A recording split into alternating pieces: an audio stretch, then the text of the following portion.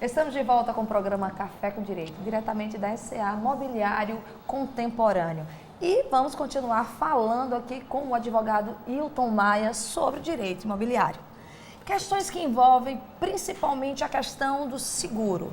Eu sou obrigada, eu tenho que escolher, o que isso é de benefício para mim que estou adquirindo o imóvel?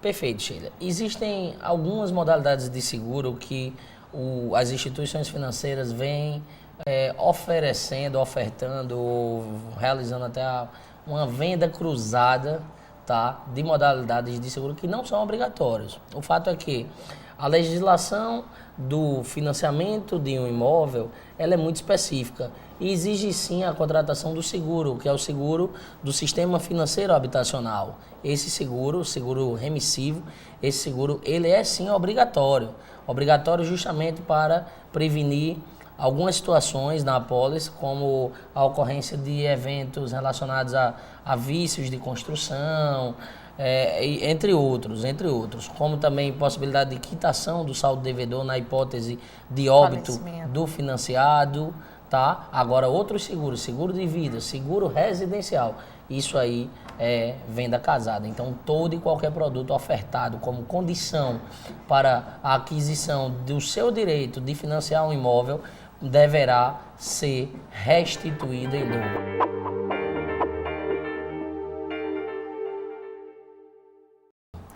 Uma coisa interessante hoje, e aí eu estou falando diretamente para aqueles assinantes que têm essa questão da compra de imóveis como um investimento.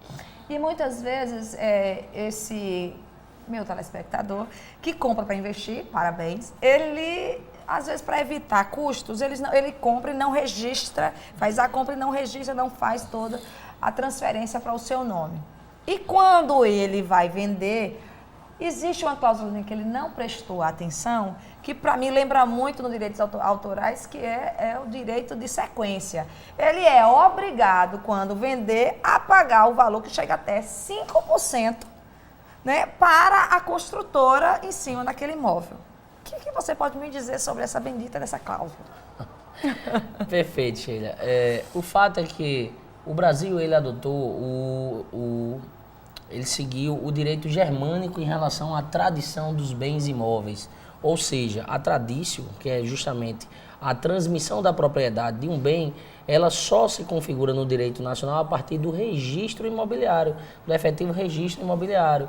Muitas vezes, as partes, por uma questão de minimizar custos naquele momento, realizam esse contrato de gaveta, e esse contrato de gaveta que prevê uma série de coisas que ele não ele não viu, o consumidor não viu, né? E ele tem efetivamente que arcar com algumas despesas. Você falou agora sobre o direito de sequência. Eu até então só tinha visto falar no direito de sequência, no direito autoral. Você compra uma obra, se você vai revender, você tem que pagar ao autor um percentual sobre isso, que no Brasil chega a ser até 5%.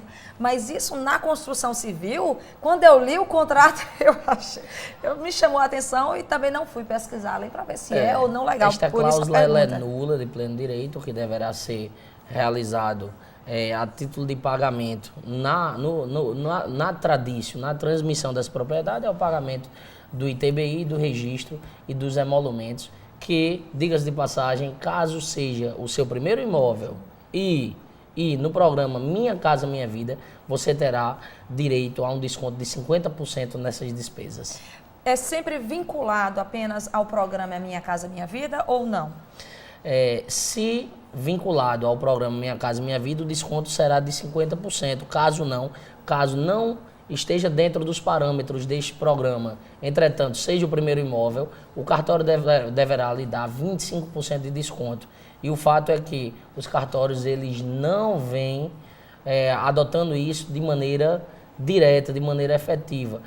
Caberá a você, no ato do pagamento, exigir do cartório o seu desconto, ou, se você tiver pago a maior, buscar um advogado para pleitear esse ressarcimento.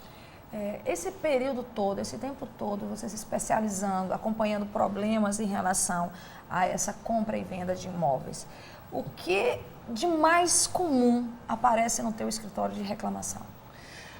Um fato bastante recorrente é quando o consumidor, encantado com o sonho do seu primeiro imóvel, ele busca um imobiliário ou diretamente a construtora para adquiri-lo e paga o sinal, conhecido no nosso Código Civil como arras. Ele paga o sinal e a própria imobiliária já entra no site da instituição financeira, faz algumas simulações e garante a ele que ele conseguirá, com base na sua renda, financiar o saldo devedor, o restante do seu saldo devedor. Muito cuidado com isso. Imobiliária não pode garantir nada.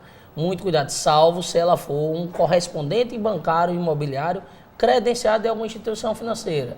Entretanto, independente disso, caso eles prometam, ou a imobiliária ou a construtora prometa que você vai conseguir financiar, e depois você não consiga financiar por algum motivo, tá? Que você não tenha dado causa, você com seu cadastro todo ok, sem nenhuma negativação nos órgãos de proteção de crédito, caso você não venha a conseguir financiar por limitações de renda, o construtor que lhe prometeu que você financiaria, que deu causa à rescisão contratual, então ele tem que lhe devolver o sinal em dobro, ao invés de querer simplesmente se apropriar do seu sinal. Outra coisa interessante que acontece muitas vezes é que a compra e a venda do imóvel depende muito, passa também pelo esse controle, a situação legal tanto do comprador como do vendedor. E se você está comprando o imóvel, aí vem a questão da alerta, da prevenção, nada melhor do que você conhecer a situação real. Isso, claro, partindo até, incluindo também as construtoras. Né? Você advoga também na área de trabalho, na questão que envolve o empresário.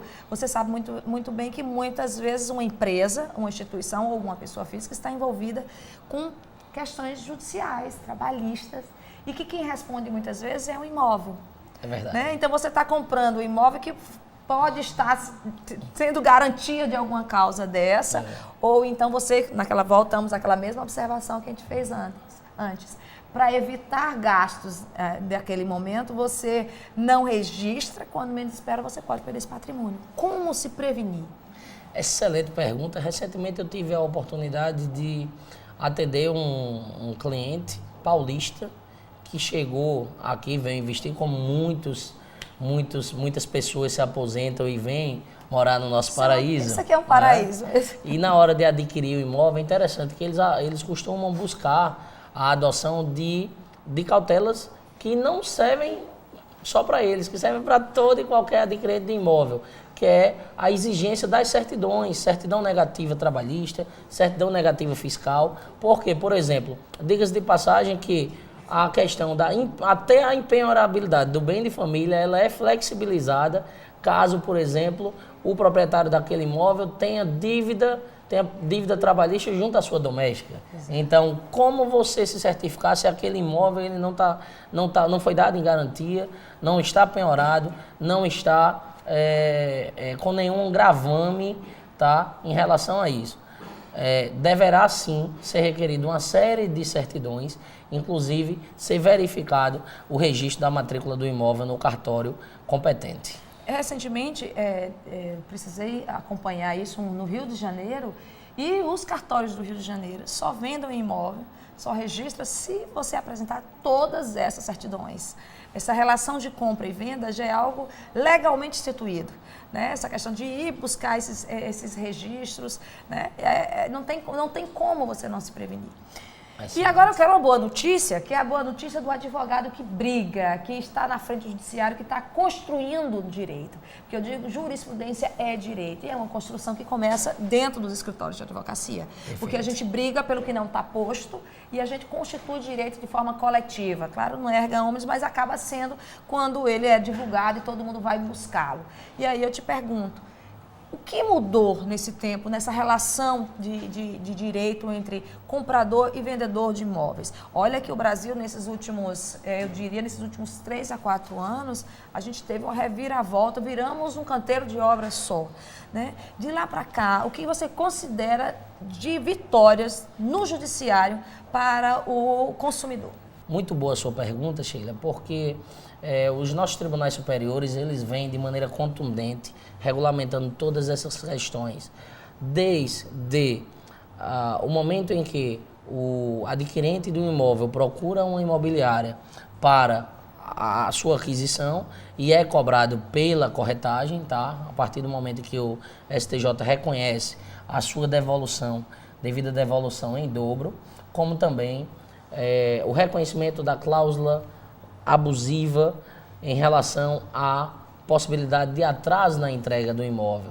Além disso, toda a regulamentação dos financiamentos. Nós estamos, inclusive, vendo hoje uma enxurrada de ações contra a seguradora de vários financiamentos realizados no passado. Então, nós já estamos percebendo uma cautela muito maior das instituições financeiras antes de financiar. Os engenheiros, antes de autorizarem o financiamento, quando eles vão avaliar a obra, eles estão muito mais criteriosos. Então, só o consumidor é que lucra com isso, é que ganha com isso, que vai estar vivendo num imóvel de melhor qualidade e de segurança, né? Sem estar, inclusive, correndo risco de vida, como nós já vimos, lamentavelmente, em vários outros casos. A gente está com o tempo corrido, mas eu preciso que você me esclareça a questão, por exemplo, desses vícios de construção. Até que ano, até qual o tempo em que a empresa, a construtora, ela é responsável, né, sobre esses erros e esses vícios de construção? A construtora ela vai responder objetivamente por vícios de construção por até 20 anos após a efetiva entrega do empreendimento. O prazo prescricional para se reclamar é de 20 anos. O fato é que, recentemente, foi editada uma nova NBR que exige que o construtor informe para o condomínio o prazo de validade de todos os materiais entregues. Então, o construtor ele é obrigado agora a dizer quanto tempo vai durar esse piso, quanto tempo vai durar aquela viga, quanto tempo vai durar aquela janela, aquela vidraça. Então, essa nova NBR, bastante interessante, vem regulamentar todos os itens da construção. E isso seria um anexo ao contrato ou algo posterior que eu posso exigir? Deverá ser entregue junto ao contrato, ser parte integrante do contrato. Caso o construtor ele não entregue, ele tem a obrigação de posteriormente fazê-lo. Uau, eu tive a sensação que eu saí apertando ele aqui para tirar o máximo de conteúdo sobre esse tema, mas eu sei que é de importância muito grande para você, telespectador. Eu agradeço, Dr. Wilton Maia, pela essa entrevista, por esses esclarecimentos. Eu até trouxe aproveitei e tirei a sua dúvida, telespectador, de forma bem pessoal, né, a grávida referente ao plano de saúde. E eu vou tentar sempre trazer pessoas que possam esclarecer a sua dúvida, a minha dúvida e enriquecer cada vez mais o cidadão de conhecimento. Muito obrigada e o programa Café com Direito só tem que agradecer. Nós que agradecemos a excelente oportunidade de estar aqui tratando de temas tão relevantes para a nossa sociedade. E quem quiser saber um pouco mais, acesse o wiltonmaia.adv.br, que nós temos uma série de matérias para melhor informá-las. É isso aí, o programa Café com Direito vai ficando por aqui e você tenha uma boa semana.